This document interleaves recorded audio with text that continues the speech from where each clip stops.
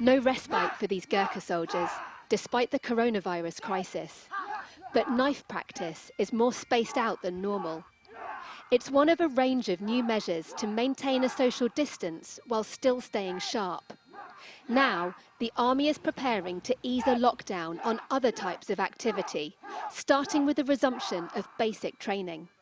Beyond that, the Army will only be doing that training that is essential to maintaining our outputs, to defend the people and our interests around the world. We will be making very deliberate and clear risk assessments on that activity and making sure that we're looking after the health of the recruits, the health of the Army in order to do its outputs, and the health of the nation, because we don't want to be responsible for the spread of this disease.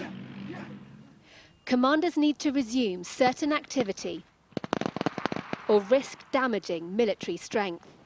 A tricky balance, with much of the civilian population still staying home.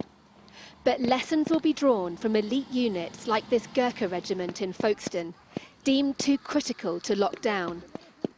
These soldiers need to be able to deploy anywhere in the world at a moment's notice.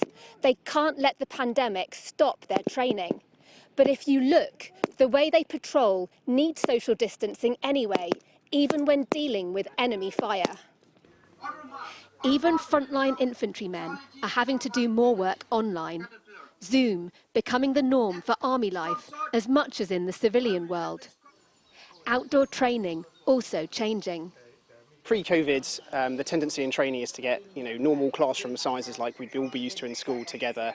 We'd call it a platoon, but it's about 30 people, and it's sort of economies of scale. You can have 3 classes going on, and they can then sort of rotate around, say, 3 lessons. But that clearly puts a lot of people all in one place at one time and increases the risk of spread of COVID. So what's tended to happen since then is that we've downsized the class sizes to what we call a section, 8 people. The Army's adapting to a new rhythm as it learns to live with coronavirus.